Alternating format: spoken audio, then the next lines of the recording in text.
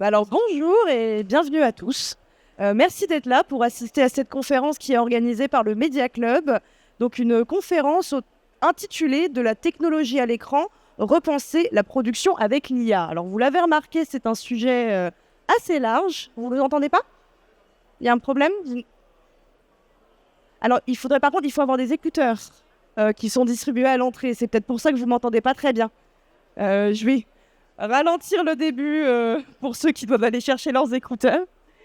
Alors, comme je disais, le sujet de la conférence est assez large. Et nous aussi, on a décidé de le balayer de manière assez large parce qu'on va parler de l'IA pour la construction des scénarios, pour la production, pour la post-production.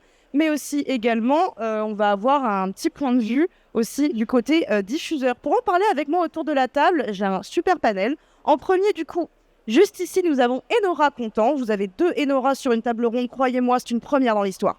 Enora Contant, donc, qui est productrice chez Satisfaction ou Satisfaction ? À production, qui fait partie du groupe Satisfaction. Juste à côté de moi, donc, on a Fabrice Nedjarid qui est de Mini Studio. Il nous vient des États-Unis, donc il pourra en plus faire un petit comparatif entre la France et les États-Unis. Bonjour Fabrice. Bonjour Enora. Et ensuite, nous avons Gabriel Rigalos de CEO d'Opercast. Bonjour. Et en dernier, du coup, Gilles Monchy, qui est directeur de la production jeux, divertissement, magazine et documentaire à France Télévisions, ce qui nous permettra donc d'avoir cette fameuse approche au niveau des diffuseurs. Bonjour Gilles. Bonjour Enora. Alors, comme on n'a pas beaucoup de temps, on va rentrer directement dans le cœur du sujet, à savoir comment déjà produire le contenu avec de l'IA. Je vais céder directement la parole à Gabriel, parce qu'il m'avait parlé au téléphone d'une IA qui permettait de construire des scénarios. Alors, comment vous l'avez utilisé ? Comment ça fonctionne ? Alors, je vais peut-être prendre un mini pas de recul sur ce use case très précis, mais effectivement, notre métier premier, c'est être à la fois un prestataire technique, donc on pourrait appeler de production exécutive technique pour des boîtes de production broadcast, et c'est aussi d'être boîte de production pour des grosses entreprises et pour des créateurs de contenu. Donc, on travaille beaucoup en créateur économie, on croit beaucoup à cette verticale-là. Et en l'occurrence, dans ce premier métier, on s'est rendu compte qu'il y avait un certain nombre de tâches sur à peu près tous les workflows en end-to-end, depuis l'idéation, la création d'un scénario, jusqu'à son delivery et sa mise en ligne, qui étaient automatisables. Et à cet effet, on a créé un espèce de mini startup studio qui est intégré au groupe Opercast et qui développe, si je puis dire, des outils métiers qui nous accompagnent sur à la fois la partie idéation, pré-production, calcul des budgets, automatisation des listes techniques par exemple, des créations de synoptiques par exemple, et ensuite derrière sur la consolidation des budgets, des comptes de production et jusqu'à évidemment la post-production. C'est une aventure qui est naissante, qui est un peu embryonnaire, mais qu'on est en train de développer, et on pense qu'aujourd'hui on est en mesure de venir co-développer avec des boîtes de production des outils d'intelligence artificielle custom permettant d'accompagner sur toute la chaîne de production et sur toute la chaîne de valeur pour gagner du temps, si vous voulez, sur tous les jalons de notre beau métier. Est-ce que vous avez un cas précis du coup ? Ouais, alors lequel donc là, j'ai mon CTO brillant qui est juste ici. On a un use case très concret d'une boîte de production de documentaires qui doit faire en fait de la collecte de rush native, puisqu'en fait les gens qui sont documentés s'auto-filment. Donc on n'a pas d'équipe de production, il n'y a pas de contrôle sur l'éditorialisation, c'est des moments natifs qui sont filmés via des dispositifs qu'on a nous-mêmes codés et customisés, en utilisant évidemment l'IA comme base de code. Derrière, ces utilisateurs se filment leur visioconférence, filment leur échange, etc. Et tout ça doit remonter automatiquement dans une interface de traitement de rush. Donc ça fait énormément de matière éditoriale à dérusher. Aujourd'hui, on est en train de bosser sur un produit d'IA qui est capable de comprendre les propos qui sont dans les rushs, d'en faire des extractions textuelles. Et ensuite, on a des modèles de LLM, donc des API ChatGPT, qui sont capables de scanner le contenu éditorial qui sont présents dans les rushs, donner des indications d'utilisation de ces rushs, donner des indications de montage, donner des indications narratives. Donc on va assez loin sur ce que l'IA est capable de proposer en termes d'axe narratif et d'éditorialisation. Et on a ensuite derrière une console, donc un espèce de moteur de recherche hyper puissant, powered by AI, et qui permet de retrouver très facilement dans mes rushs, j'ai envie de savoir savoir quand est-ce que Gilles était triste. L'IA est capable de détecter qui est Gilles dans les rushs et ensuite de nous faire remonter ces informations-là pour les traiter en post-production, linkées évidemment avec toutes les métadonnées des rushs, ce qui permet derrière de donner au monteur une vélocité de traitement qui est très accélérée. Voilà, c'est un des use cases qu'on est en train de pondre là. Alors, vous me faites une transition parfaite parce que vous parlez du documentaire, ce qui me met donc à Enora. Je vais vous poser une question, on va dire, assez vaste finalement. Quelles sont les particularités de l'IA dans la production documentaire? Parce qu'il y a évidemment une question de budget, mais il y a aussi une question de rigueur scientifique. Donc vous, comment vous pouvez l'utiliser Alors justement, nous, on l'utilise uniquement parce que c'est un outil au service de la création. Et on l'utilise pour la génération d'images. Tout simplement parce qu'on n'aurait pas pu le produire en termes de budget dans l'économie du documentaire, mais on travaille avec des réalisateurs, des comédiens pour les voix, des compositeurs en fait, et toute une équipe de techniciens et de directeurs artistiques qui rentrent dans ce process. Mais nous, l'IA, on s'en sert comme on pourrait s'en servir une super caméra qui nous permettrait de faire des trucs dingues, comme des batailles navales à l'époque de Louis XIV. Et dans l'économie du documentaire que tout le monde connaît, bien évidemment, c'est impossible. Voilà. Donc, en fait, on s'en sert... L'IA, c'est à partir du moment où on la maîtrise et à partir du moment où, effectivement, on respecte l'éthique qu'on attend d'un producteur de documentaire et qu'on est en capacité de travailler avec des historiens, des scientifiques pour rendre, en tout cas, la meilleure représentation de la période et du sujet sur lequel on travaille.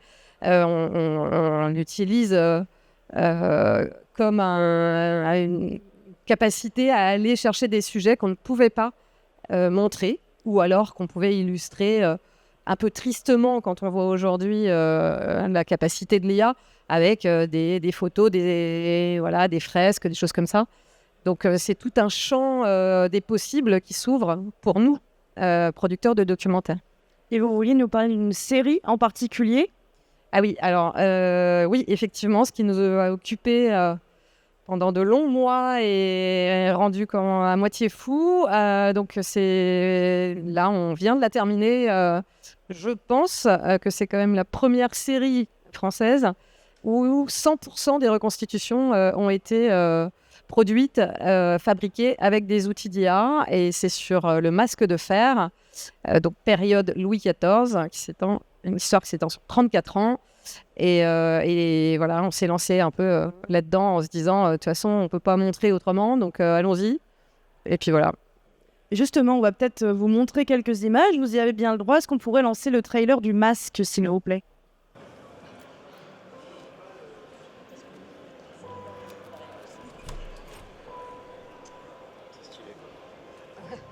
C'est une bonne purge à faire.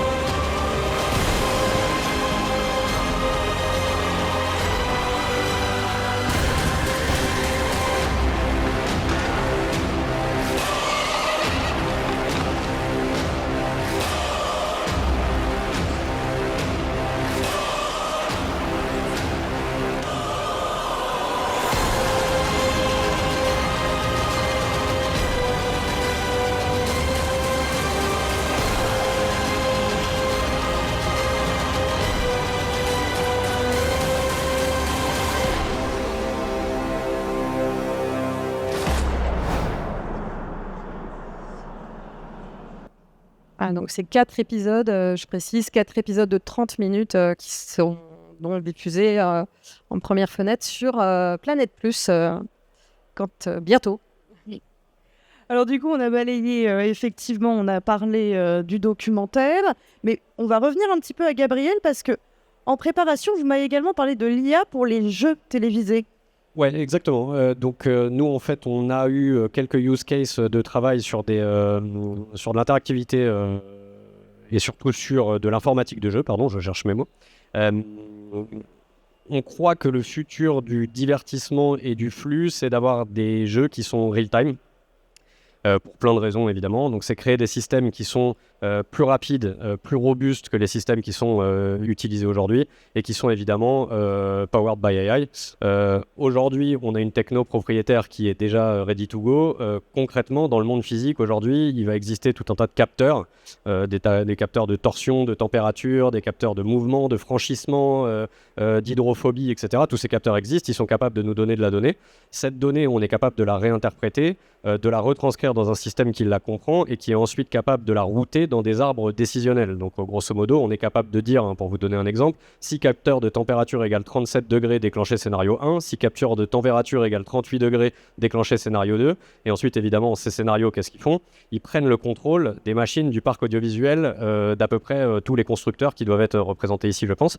On est capable de parler des dizaines de protocoles de langage, quoi, et de reprendre cette information-là, de la repackager et de prendre directement le contrôle. Donc concrètement, on pourrait dire, si capteur de température égale 38 degrés, déclencher serveur 1 LSM, envoyer tel sujet vidéo, ouvrir console son 1 et déclencher tel sound design, quoi. Donc on est capable aujourd'hui de proposer des expériences qui sont plus immersives, qui sont plus abouties créativement et visuellement, et on pense qu'il y a un marché énorme à aller chercher sur des systèmes real-time qui sont powered by AI. Et après, évidemment, c'est un puits sans fond, puisque les technologies évoluent très vite. Actuellement, on est en train de commencer des premiers tests avec des puces IA qui sont des serveurs embarqués directement sur les puces et qui sont capables de faire de la reconnaissance faciale, de la reconnaissance vocale. Donc aujourd'hui, on pourrait créer, par exemple, des systèmes connectés par exemple, des jeux télé, de télé-réalité, d'avoir des candidats qui interagissent directement avec la lumière, qui interagissent avec des systèmes connectés qui sont présents sur le plateau, le tout par de la reconnaissance faciale, de la reconnaissance vocale, et avoir des workflows qui sont hyper automatisés, quoi. Ça, c'est un peu la vision qu'on veut donner à la boîte demain. Je sais pas si je suis très clair, mais dans ma tête, c'est très clair. Sinon, ça marche super bien. On essaiera de trouver un petit temps pour les questions si jamais ce n'est pas le cas, mais je trouve que vous avez été très clair. Et donc, en parlant d'IA, il y a forcément quelque chose qui nous vient à l'esprit, c'est évidemment l'animation. Donc là, je vais me tourner vers Fabrice qui directement se lance vers son micro, il a bien raison. Parce que justement, donc vous, chez Mini Studio, c'est 100% IA au niveau de l'animation. Je vous laisse nous présenter un petit peu vos activités. Alors en fait, quand on parle d'IA et d'animation, il y a vraiment deux approches qui prévalent dans le métier. La première, c'est une approche hybride qui consiste à dire, voilà, l'animation, c'est des flows qui utilisent des modèles 3D, des logiciels comme Blender, et on va utiliser l'IA pour, par exemple, créer des storyboards ou faire un premier brouillon de personnages. Et ensuite, on va insérer ces données dans un flow qui est un flow traditionnel. Ça, c'est ce que font, je dirais, la plupart des boîtes d'animation qui essayent de s'intéresser à l'IA. Nous, à Mini Studio, notre approche a été complètement différente. On a créé cette structure il y a 3 ans maintenant, vraiment au début de la naissance des outils IA, avec un pari qui était de faire de l'animation complètement AI native. Donc, en gros, tout ce qu'on crée, à part l'histoire, puisque l'histoire, au fond, reste humaine et l'IA ne pourra, je pense qu'on peut en discuter après, ne pourra, à mon sens, jamais remplacer le génie humain du storytelling. Donc l'histoire est humaine, mais tout ce qui vient après l'histoire est intégralement fait en IA. J'aimerais bien vous montrer quelques images, parce que je pense que quand on parle d'art visuel, c'est toujours plus agréable de voir plutôt que simplement entendre. Et j'aimerais vous montrer un petit trailer d'à peu près 2 minutes. Et en fait, tout ce que vous allez voir dans ces images, que ce soit la consistance des personnages, la consistance des décors, la musique, les mouvements, les interactions, les mouvements des yeux, les mouvements des têtes, tout est intégralement fait à l'IA. Et en plus de ça, tout est intégralement contrôlable par le créateur. Donc moi, j'ai un studio d'une dizaine de personnes qui sont des réalisateurs, des musiciens, des monteurs, et qui ne travaillent qu'avec l'IA, mais qui apportent en gros leur savoir-faire de storytelling, leur savoir-faire finalement imaginatif, et qui sont super powered, pardon pour l'anglicisme, par l'intelligence artificielle. Donc pour moi, le débat de dire l'IA va remplacer les créateurs, c'est un faux débat. Je pense que l'IA, c'est un super pouvoir pour les créateurs. Et d'ailleurs, dans mon équipe, j'ai beaucoup plus de créatifs que d'ingénieurs, alors que je suis moi-même ingénieur. Voilà. Donc, si on pouvait peut-être envoyer la petite vidéo pour vous donner une idée de ce qu'on peut faire avec l'IA. Voilà.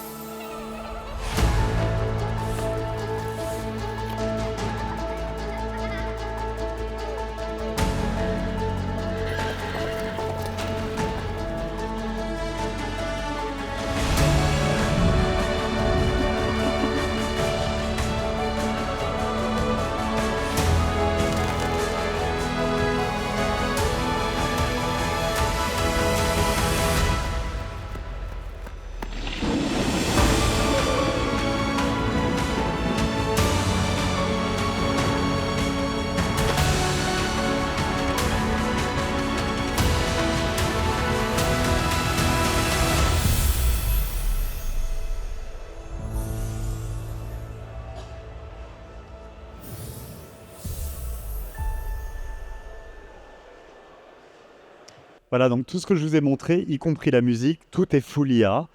Et un trailer comme ça d'à peu près 2 minutes, c'est moins d'une semaine de travail pour 4 personnes, avec évidemment toute la technologie qu'on a passé 2 ans et demi à développer.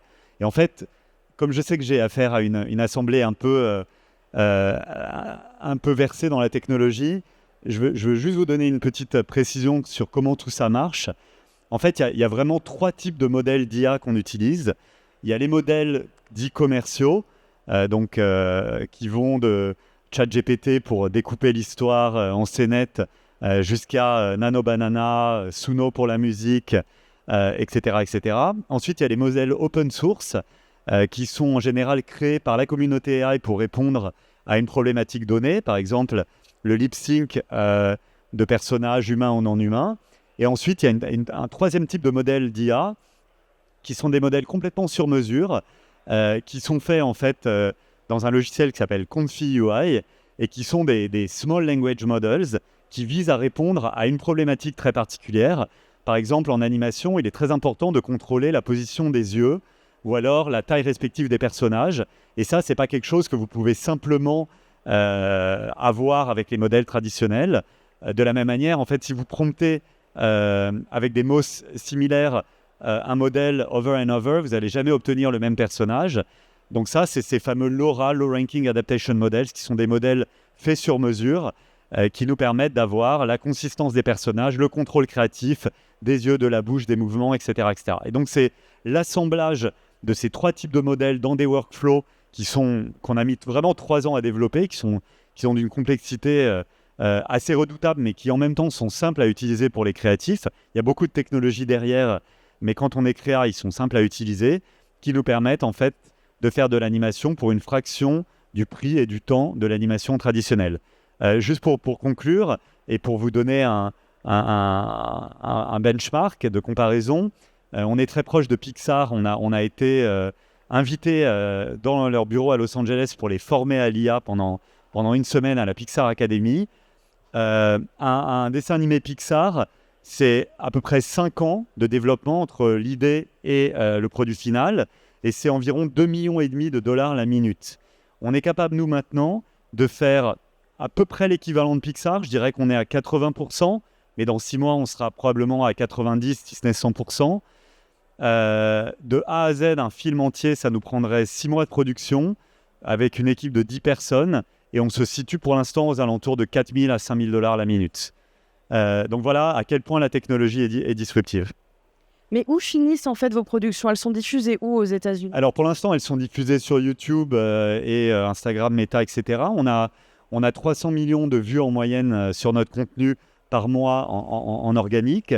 On parle avec des diffuseurs, mais les diffuseurs traditionnels, Gilles, c'est pas pour te jeter la pierre, on n'a pas parlé à France Télévisions encore, mais les diffuseurs traditionnels sont encore assez prudents sur ces problématiques d'AI.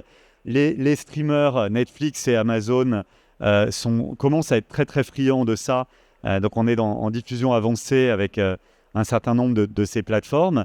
Mais de toute façon, pour ce qui est de notre public, qui est le public enfant, on sait très bien que le public enfant, maintenant, il est essentiellement sur YouTube, beaucoup plus que sur les médias traditionnels.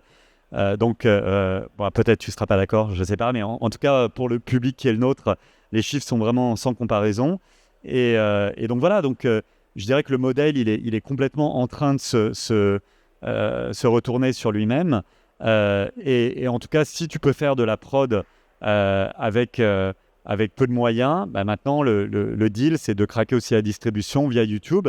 Mais comme on peut produire environ 100 vidéos par mois avec une très petite équipe, en fait, on a la capacité de voir ce qui fonctionne et ce qui ne fonctionne pas quasiment en temps réel.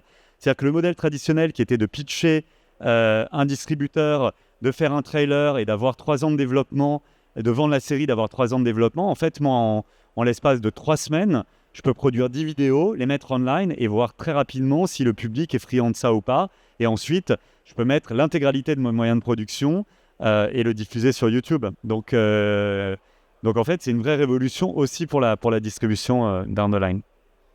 Justement, je pense que c'est le bon moment pour donner la parole à Gilles, qui va nous donner son approche en tant que représentant ici de France Télévisions. Je sais que, déjà, vous m'avez dit que au niveau de France Télévisions, au niveau de la production, déjà, il y avait de l'usage un petit peu d'IA, mais ensuite, quelle est aussi surtout votre approche de diffuseur? Alors, effectivement, l'approche d'un diffuseur, qui plus est d'un groupe de public, elle est particulière et il y a une certaine responsabilité derrière. Alors, j'ai envie de l'aborder en 3 points. Le premier point, c'est l'information du téléspectateur.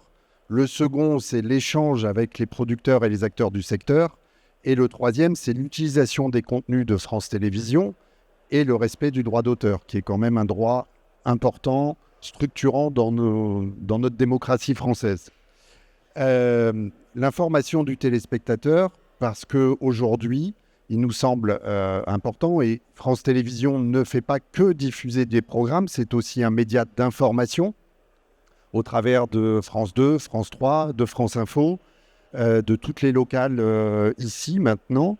Donc on a besoin de garder la confiance du téléspectateur sur l'information. Et donc sur l'information, sur les journaux télévisés, toute séquence générée à partir de l'IA, elle doit faire l'objet d'une information du téléspectateur. Voilà, donc ça il y a une charte vis-à-vis des journalistes, également sur l'utilisation d'outils IA pour créer de l'image, du texte, voilà. Il en est de même sur les programmes qui sont diffusés, que ce soit de l'animation, du documentaire. On est au début. Pour l'instant, on n'est pas aux États-Unis, on est encore pas frileux. On sait que ça arrive, on ne veut pas se voiler la face par rapport à ce changement, à ce bouleversement, mais on sait qu'on a une responsabilité et on veut y aller doucement et ne pas faire d'erreur. L'échange avec les producteurs et les acteurs du secteur, c'est parce qu'on a une responsabilité. France Télévisions est l'un des premiers financeurs du documentaire, de la fiction, de l'animation. quand tu disais que l'animation, elle se consomme essentiellement sur YouTube, oui, mais elle se consomme aussi sur la plateforme France.tv. Et 30% de la consommation de France.tv, qui est la première plateforme gratuite aujourd'hui en France, c'est de l'animation. Donc les parents viennent aussi chercher un certain type de contenu de qualité. Ils savent peut-être pas comment ça a été fait, mais ils savent que c'est un contenu de qualité. Et donc on est également signataire d'un certain nombre d'accords avec les syndicats de producteurs, avec les auteurs, les sociétés d'auteurs. Donc on a un rôle à jouer dans cet équilibre et à ne pas totalement déstabiliser. Sur l'animation, ce que tu évoques, c'est un tremblement de terre pour l'industrie de l'animation en France. Soyons clairs. Donc il faut qu'on l'accompagne, il faut qu'on y aille tous ensemble, mais il ne faut pas faire n'importe quoi non plus. Et enfin, sur l'utilisation des contenus de France Télévisions, eh bien, on est très clair là-dessus aussi, c'est-à-dire qu'on demande qu'il y ait un respect des contenus de France Télévisions, que s'il doit y avoir utilisation, il y ait des rémunérations, et que les contenus utilisés soient mentionnés et cités et attribués à France Télévisions, dans ce cas-là. Donc c'est tout ce débat qui est porté par Delphine Ernotte, qui est aussi porté par Delphine Ernotte au sein de l'UER, puisqu'elle est présidente de l'UER, qui regroupe de très nombreux diffuseurs européens, et où il y a une réflexion aujourd'hui autour de l'intelligence artificielle.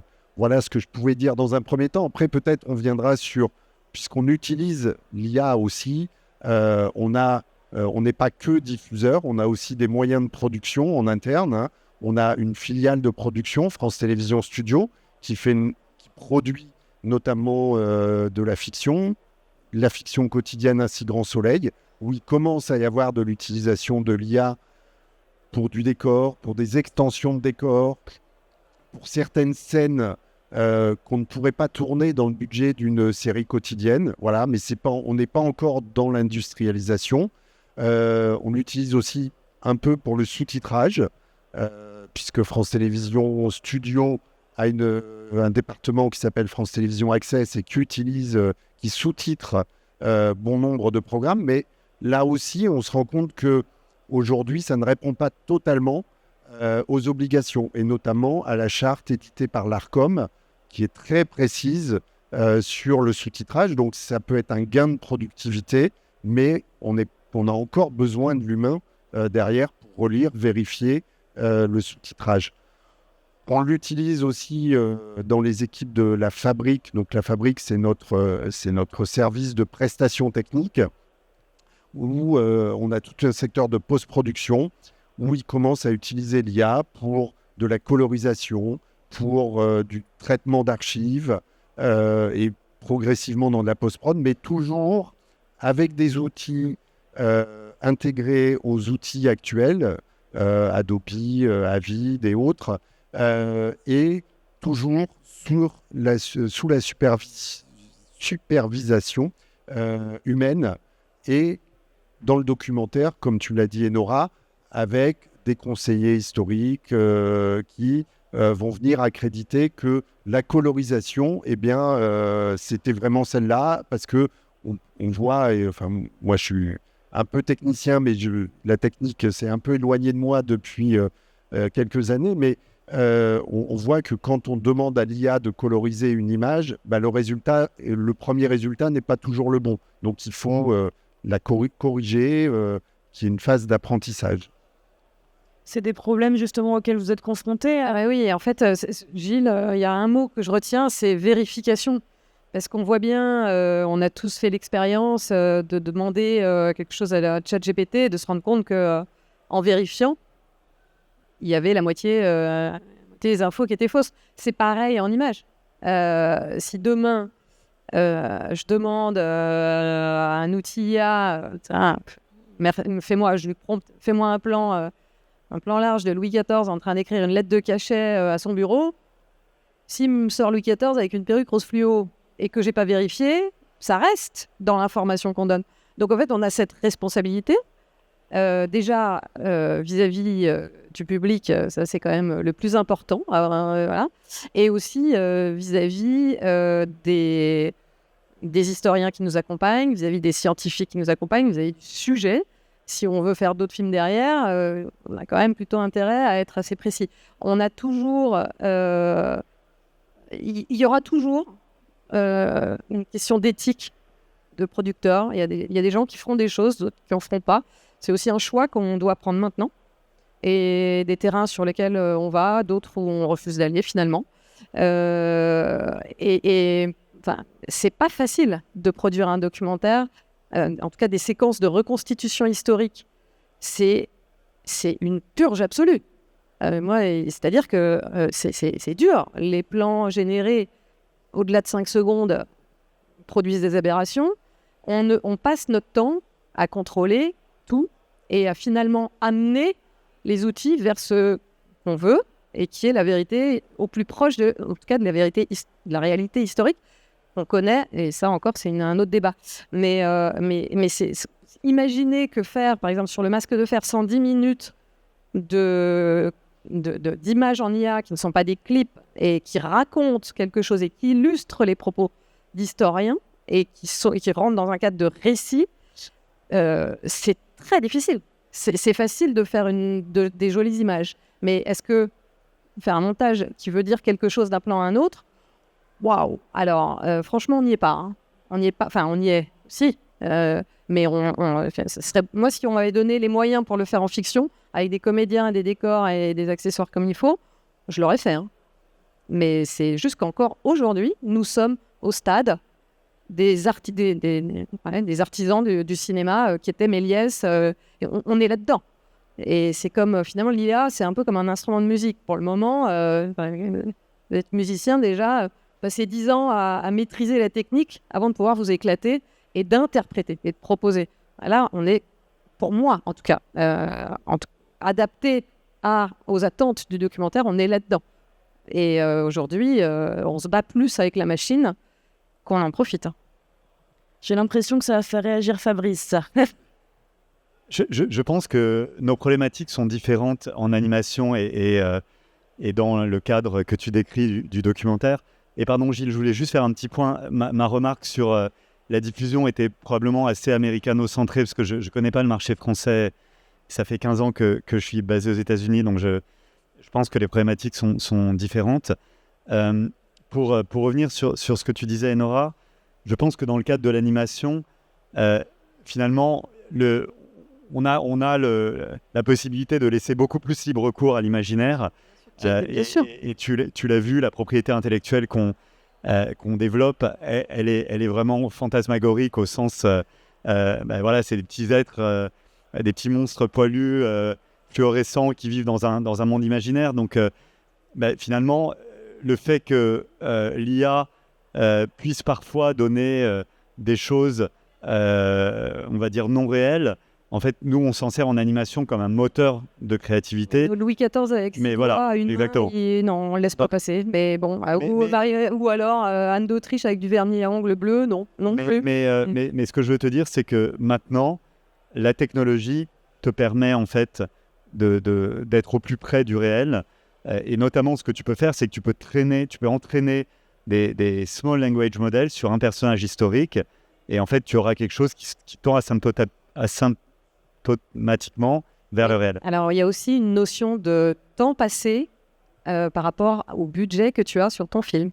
Et ça, c'est aussi une donnée première. On peut passer beaucoup de temps sur un plan, mais on ne peut pas passer 3 ans sur un film. Et aujourd'hui, l'économie du documentaire est celle qu'elle est. Et on attend de nous... et ce qui est compliqué, c'est qu'on attend des producteurs de pouvoir parler. Et c'est d'autant plus important quand on produit de l'histoire, de produire des histoires qu'on n'oublie pas pour une génération qui a besoin, en tout cas, voilà, qu'on ne les abandonne pas sur la transmission du passé, pour pouvoir savoir ce qu'ils en feront demain.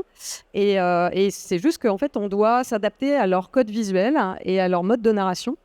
mais pour autant, les budgets n'ont pas changé. Donc, en fait, on attend des producteurs beaucoup, et c'est normal. Le public attend aujourd'hui des fresques hollywoodiennes sur des documentaires où, je veux dire, moi, mes amies qui sont dans l'immobilier, elles voient les budgets de documentaires, elles sont mortes de rire. Elles disent, mais c'est que c'est...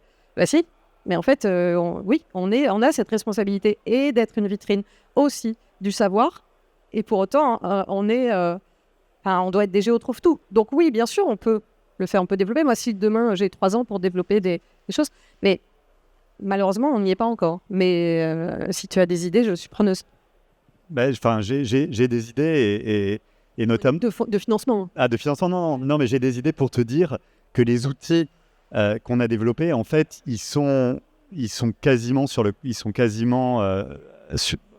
utilisables. Enfin, tu peux les utiliser sur le commerce maintenant. Alors, si tu annonces à Pixar que tu vends 4 500 € la minute, un truc qui paye quand même pas vraiment le même prix, fais attention à ce que les outils que tu développes, et tu puisses après les financer, parce que si on casse aussi le marché. Moi, par exemple, sur les documentaires, en fait, moi, l'humain, j'ai rajouté des postes, en fait, par rapport au budget classique. C'est-à-dire que quand on me demande est-ce que l'IA coûte moins cher, non. En fait, c'est pas cette logique-là. C'est-à-dire qu'aujourd'hui, si j'avais dû produire cette série, Le Masque de Fer, et les séquences de reconstitution avec dans le réel, le budget n'aurait pas été le même, bien évidemment. Mais par rapport à un budget de documentaire, j'ai rajouté des postes. C'est-à-dire après, nous, on a créé aussi en interne ce studio pour pouvoir garantir aussi la chaîne de droit, la transparence des contenus et l'historicité des sujets. On a rajouté, donc on a créé des postes finalement pour des prompteurs nouveaux métiers. Et d'ailleurs, j'adore aller en parler aux écoles parce qu'il y a un vrai sujet avec ça, donc c'est tant mieux. Mais le sound design, par exemple, est sous-estimé parce que l'IA, elle sort, il faut faire du bruitage, quoi, carrément. Et donc ça, c'est finalement une économie qui, à la fin, est la même qu'un documentaire où on aurait, de ce qu'on a l'habitude des moyennes du documentaire. Donc il n'y a pas une révolution financière des budgets documentaires, mais ça rend possible, en tout cas, d'aborder des sujets qui étaient forcément déceptifs en faisant 3 dessins ou en utilisant des vieilles stèles. Là, en ce moment, pour finir, après, on est en plein dans la production d'un film sur les animaux du Colisée et sur ce que Rome a fait en tout cas des animaux sauvages, et pour aller les chercher au fin fond de l'Empire, et on sacrifie à peu près 9000 par an dans les arènes des différentes provinces et jusqu'à Rome. Et donc c'était pas possible de montrer ça dans notre économie. Aujourd'hui, on peut aborder ce sujet. Gilles, j'avais l'impression que vous vouliez réagir. Oui, je pense que effectivement l'économie du documentaire, elle est assez modeste, en dehors de quelques gros documentaires qui drainent du budget, des copros internationales éventuellement.